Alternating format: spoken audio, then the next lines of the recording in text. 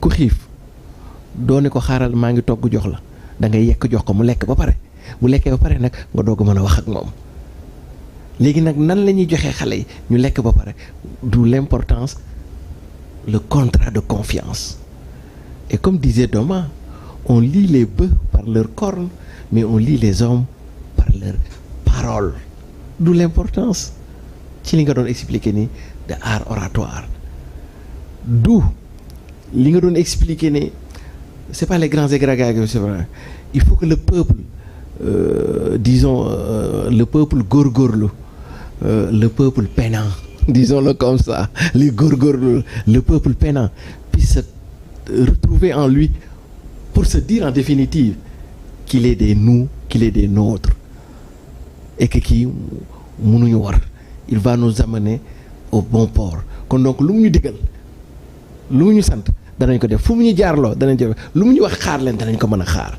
et c'est là où l'exercice de la prise de parole en public devient extrêmement important pour le président nouvellement élu parce qu'il ne s'agit pas comme ni nga koy waxee de faire des professions de foi il ne s'agit pas seulement de faire de la déclamation mais il s'agira de pénétrer le cœur de ses semblables pour parler comme les poètes disons les Birago Diop et cetera est-ce que yow jàpp nga ni fi mu toll nii le président Diomaye devrait davantage parler avec le cœur qu'il ne parle avec la raison.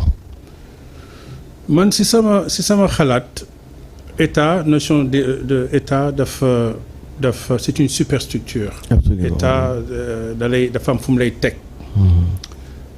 mais ni ma ko gisee dafa mel ni dañ ko sol il a habité le personnage.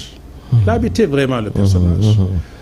parce que loolu yàlla moo koy def. depuis l'investiture d'ailleurs. voilà depuis l'investiture. Absolument. j'ai perçu des changements te loolu mbirum yàlla la. donc et je pense que il a tous les attributs. De par ses humanités, jaar-jaaram, ses fonctions, pour gérer un pays comme le Sénégal, franchement.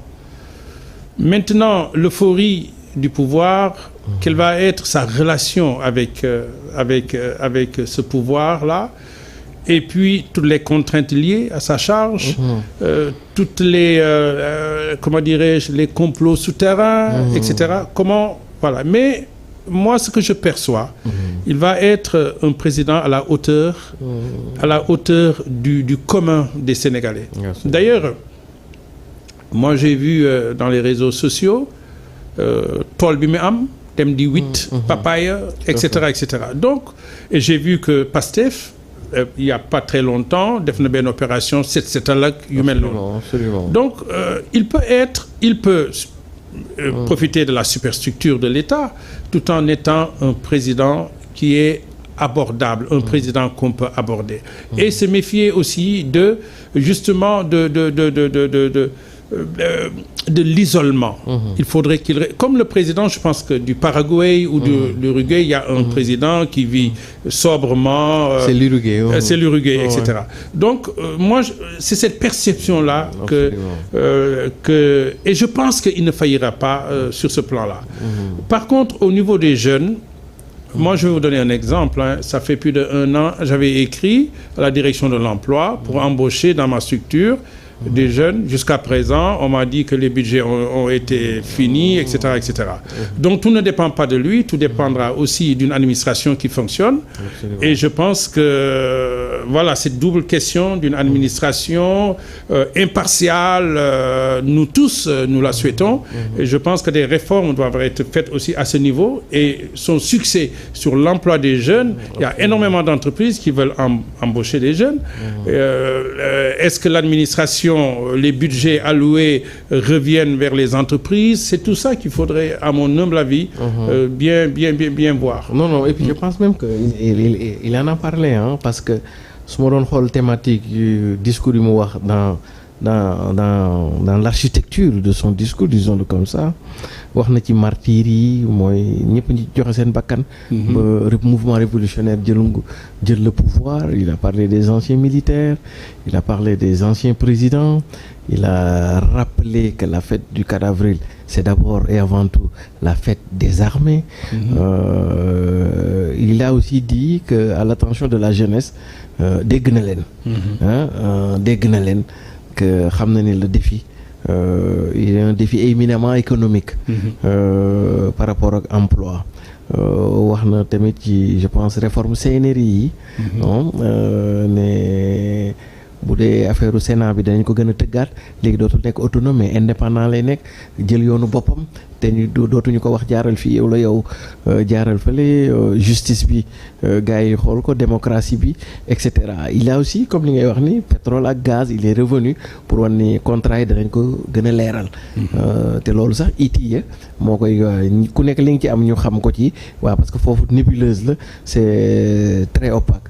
am na benn idée aussi bu mu wax bu extrêmement important mooy la digitalisation xam nga ñoom da ngay xool ci leur sensibilité professionnelle. Tout à fait. xam nga sànq yaa ngi koy expliquer boo gisee souvent buy wax muy ànd ak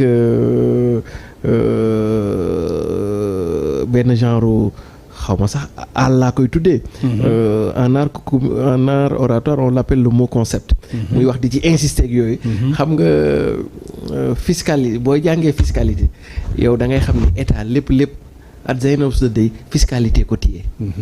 ndax mën ngaa am politique bu la neex mais boo amul koppar yoo koy defar doo dem fenn.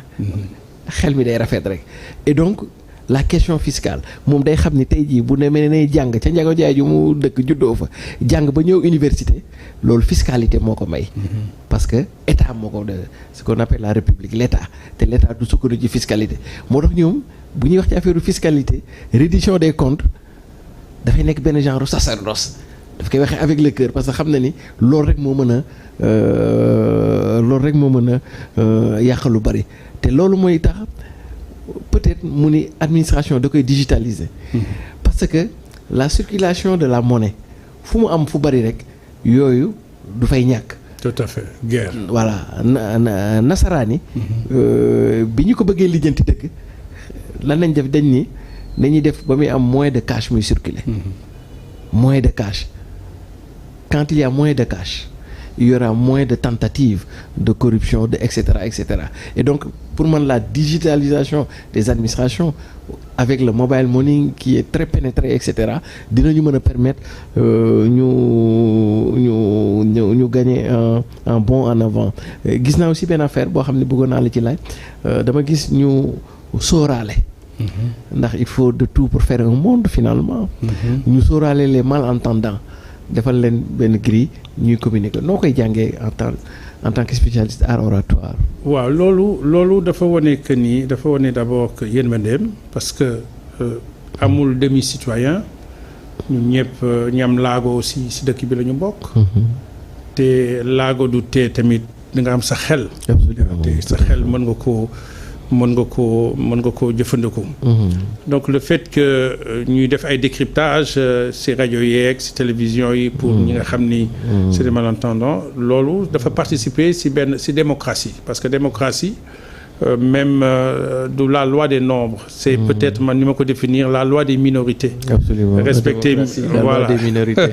respecter minorités yi parce que dëkk bu la gën a respecter d'ailleurs nous lu tax on est un pays démocrate il y a 95% je pense de musulmans, 5% de chrétiens et ce syncrétisme religieux-là, donc c'est vraiment le Sénégal est une démocratie majeure, ne serait-ce que ça. Comment on a eu des présidents chrétiens, il y a un syncrétisme religieux, on n'a pas de problème entre chrétiens et musulmans. Donc vraiment, approche boobu, c'est une approche très très très très importante. Mais man dama bëggoon wax sama ressenti parce que sama ressenti man damay dem di ñëw. dama daa nekk cité Kër Gorgui et j'ai vu période terreur. Moi je vais l'appeler la terreur comme la guerre d'Espagne, épisode de Macky. C'est une terreur. Moi je l'ai vécu comme absolument yow foofu nga dëgg sax. Voilà foofu laa nekkoon. donc tu es voisin de Sonko quoi. voilà di gis gendarme yi et cetera. clients yi du ñu ñëw ci cabinet yi et cetera yow ngay sooy wax ak sooy dawal sax di def nànk j'ai vécu une terreur. Absolument. bi ma ñibbisee yàggul ma dégg ni Diomaye a été élu. mais gis nga dafa sama yaram la ma sa sentir. dama sentir benn force benn force nouvelle. Absolument. Et je me suis dit je vais retourner dans mon pays.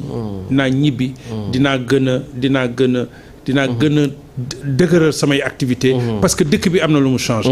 man li ñuy rêvé man je suis marcusien. mooy le bonheur national brut boobu. li ma bëgg a wax Diomaye c'est que allons vers le bonheur national. et le bonheur national mooy ce n'est mooy parce que aucune politique ne peut réussir à 100%. loolu amul fenn. amul dans aucun pays. mais que l'homo sénégalensis se sent bien dans son pays. mën a génn dóor caayinam. lekk gerte caafam. yuuxu su ko neexee si mbedd mi cette liberté retrouvée là. Absolument. man je pense que loolu mooy fondement wu suñu développement. Absolument. parce que la liberté retrouvée. et d'ailleurs Diomaye le dit sàcc naa ko ci discours am. benn expression mooy expression bi ngay wax ni la liberté retrouvée. Si je devais donner un titre à son discours je donnerais volontiers le titre de liberté retrouvée parce que xam nga lu tax. xaw ma negam seetlu nga comme déet depuis Diomaye nekk président. il y a un nouveau vent qui circule au Sénégal. Et comme pour parler ou reprendre le poème Birako Diop, souffle, écoute plus souvent les choses que les êtres. xam nga Boubacar Camara dafa waxoon